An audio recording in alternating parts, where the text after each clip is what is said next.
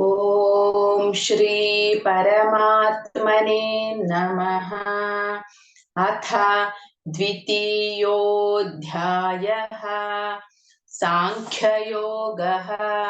संजय उवाच तं तथा कृपयाविष्टम् अश्रुपूर्णाकुलेक्षणम् विषीदन्तमिदौ वाक्यम् उवाच मधुसूदनः।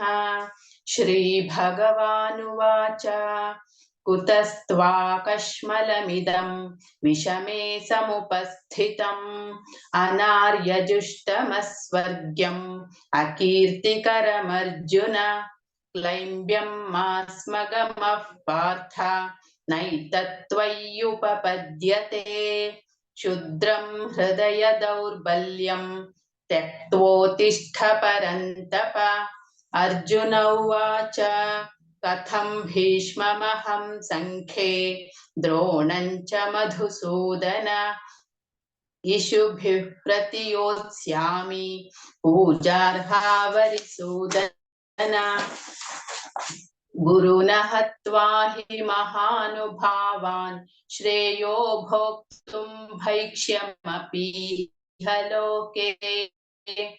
हत्वार्थकामांस्तु गुरूनिहैव भुञ्जीय भोगान् रुधिरप्रदिग्धान् न चैतद्विद्मः कतरन्नो गरीयः यद्वा जयेम यदि वा नो जयेयुः। यानेव हत्वा न जिजीवामः तेव स्थिताः प्रमुखे धार्तराष्ट्राः। कार्पण्यदोषोपहत स्वभावः पृच्छामि त्वां धर्मसम्मूढचेताः। यच्छ्रेयस्यान्निश्चितं ब्रूहि तन्मे शिष्यस्तेऽहं शाधिमान् त्वां प्रपन्नम्। न हि प्रपश्यामि ममापनुद्यात् यच्छोकमुच्छोषणमिन्द्रियाणाम् अवाप्तभूमावसपत्नमृद्धम् राज्यं सुराणामपि चाधिपत्यम्।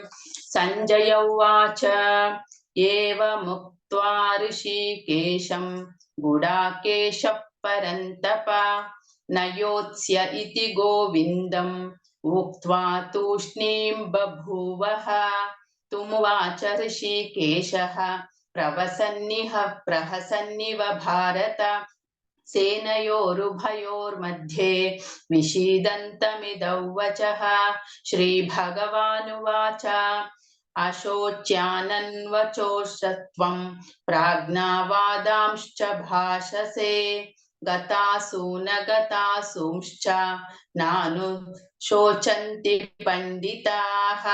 न त्वेवाहं जातु नासं न त्वन्नेमे जनाधिपाः न चैव न भविष्यामः सर्वे वयमतः परम्। देहिनोऽस्मिन् यथा देहे कौमारै यौवनं जरा तथा देहान्तरप्राप्तिः धीरस्तत्र न मुह्यति।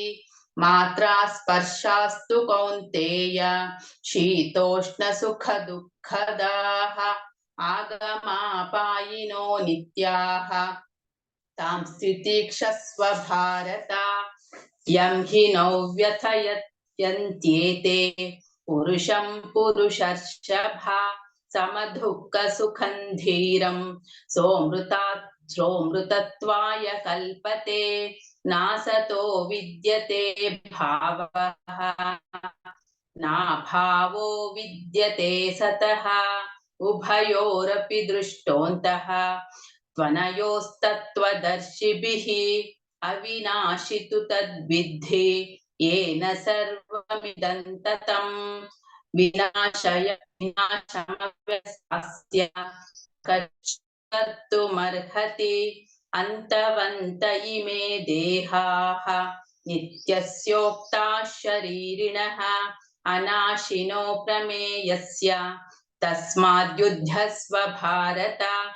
ययेनं वेत्ति हन्तारं यश्चैनं मन्यते हतम् उभौ तौ न विजानीतः नायं हन्ति न हन्यते न जायते म्रियते वा कदाचित् नायं भूत्वा भविता वा न भूयः अजो नित्यः शाश्वतोऽयं पुराणः न हन्यते हन्यमाने शरीरे वेदा विनाशिनं ययेनमजमव्ययम् कथं स पुरुषः पार्थ कङ्घातयति हन्तिकम् वासांसि यथा निगृह्णाति नरोपराणि तथा शरीराणि विहाय जीर्णान्यन्यानि संयाति नवानि देहि नैनं छिन्दन्ति शस्त्राणि नैनं दहति पावकः न चैनं क्लेदयन्त्यापः न शोचयति मारुतः अच्छेद्योऽयमदाह्योऽयम् अक्लेद्यो शोष्य एव च नित्यः सर्वगतस्थाणुः अचलोऽयं सनातनः अव्यक्तोऽयमचिन्त्योऽयम् अविकार्योऽयमुच्यते तस्माद्देवौ विदित्वैनं नानुशोचितुमर्हसि अथ चैनं नित्यजातं नित्यं वा मन्यसे मृतम् तथापि त्वं महाबाहो नैवं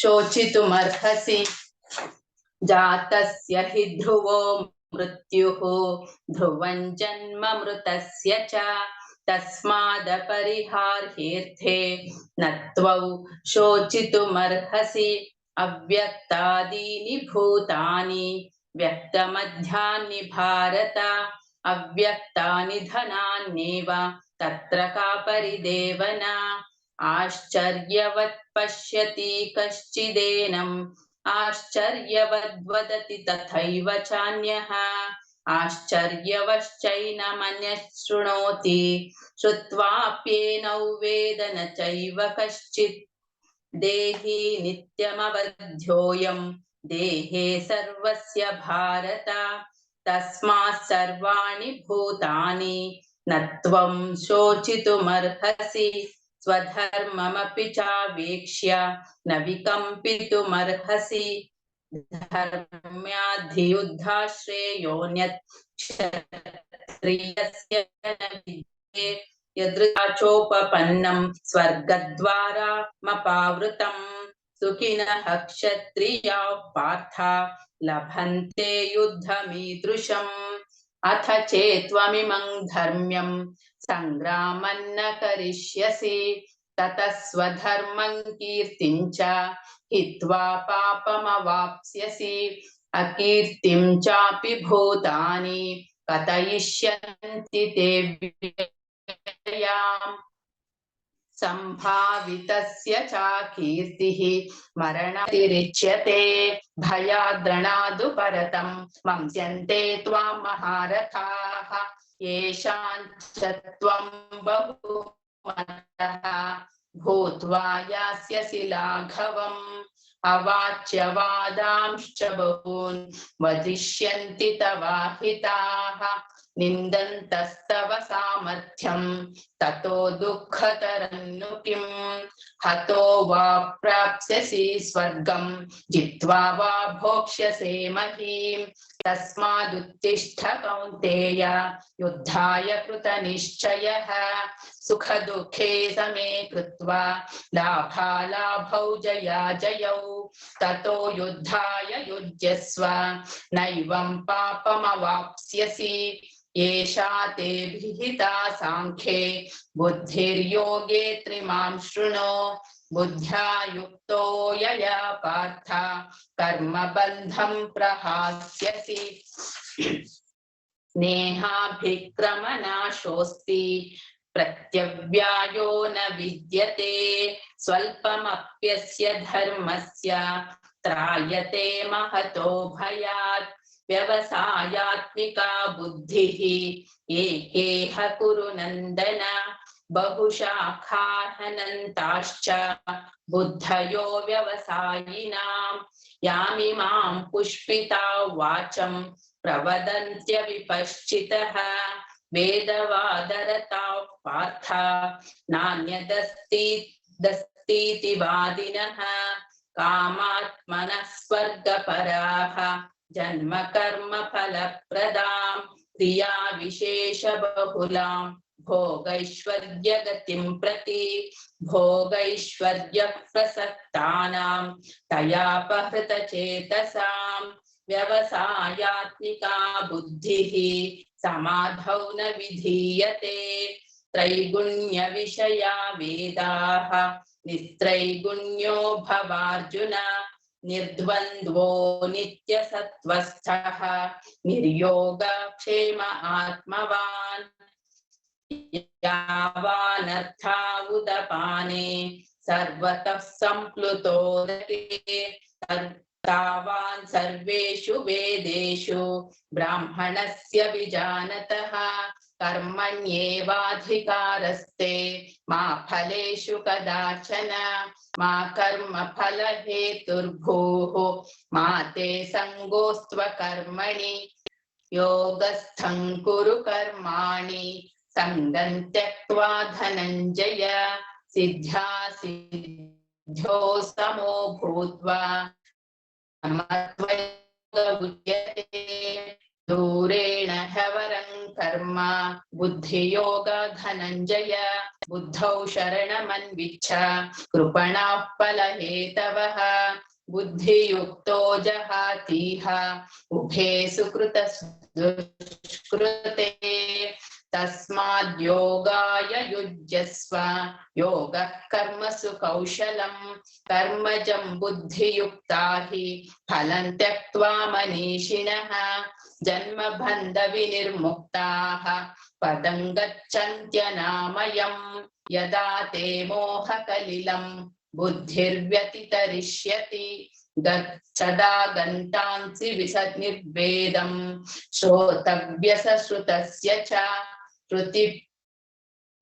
श्रुतिविप्रतिपन्ना ते यदा त्यास्यसि निश्चला समाधावचला बुद्धिः तदा योगमवाप्स्यसि अर्जुन उवाच स्थितप्रज्ञस्य का भाषा समाधिस्तस्य केशव स्थितधिं किं प्रभाषेत किमासीतौ व्रजेत किं श्रीभगवानुवाच प्रजहाति यदा कामान् सर्वान् पार्थमनोगतान् आत्मन्येवात्मना तुष्टः स्थितप्रज्ञस्तदोच्यते दुःखेष्वनुद्विग्नमनाः सुखेषु विगतस्पृहः वीतरागभयक्रोधः स्थितधीर्मुनिरुच्यते यः सर्वत्रानभिस्नेहः तत्तत्प्राप्य शुभाशुभं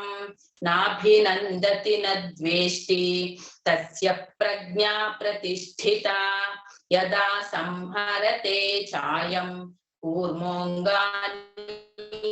सर्वशः इन्द्रियाणीन्द्रियार्थेभ्यः तस्य प्रज्ञा प्रतिष्ठिता विषया विनिवर्तन्ते निराहारस्य देहिनः रसवर्जं रसोऽप्यस्य परं दृष्ट्वा निवर्तते यततो ह्यपि कौन्तेय पुरुषस्य विपश्चितः इन्द्रियाणि प्रमाथीनि हरन्ति प्रसभं मनः तानि सर्वाणि संयम्य युक्त आसीत मत्परः वशे हि यस्येन्द्रियाणि तस्य प्रज्ञा प्रतिष्ठिता ध्यायतो विषयान् पुंसः सङ्गस्तेषूपजायते सङ्गाः सञ्जायते कामः कामत् क्रोधोऽभिजायते क्रोधाद् भवति सम्मोहः सम्मोहा स्मृतिविभ्रमः स्मृतिभ्रंशात् बुद्धिनाशः बुद्धिनाशात् प्रणश्यति रागद्वेषवियुक्तैस्तु विषयानीन्द्रियैश्चरन् आत्मवश्यैर्विधेयात्मा प्रसादमधिगच्छति प्रसादे सर्वदुःखानां हानिरस्योपजायते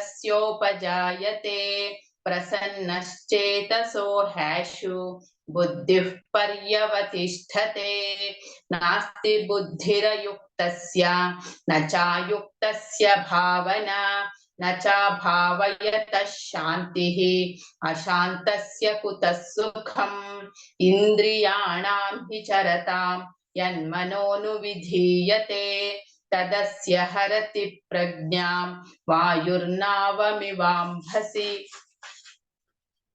तस्माद्यस्य महाबाहो निगृहीतानि सर्वशः इन्द्रियाणीन्द्रियार्थेभ्यः तस्य प्रज्ञा प्रतिष्ठिता या निशा सर्वभूतानां तस्यां जागर्ति संयमी यस्यां जागृति भूतानि सा निशा पश्यतो मुनेः आपूर्यमाणमचलप्रतिष्ठं समुद्रमापः प्रविशन्ति यद्वत् तद्वत् कामायं प्रविशन्ति सर्वे स शान्तिमाप्नोति न कामकामी विहाय कामान्यः सर्वान् पुमांश्चरति निःस्पृहः निर्ममो निरहङ्कारः स शान्तिमधिगच्छति एषा ब्राह्मी स्थितिः पार्थ नैनां प्राप्य विमुह्यति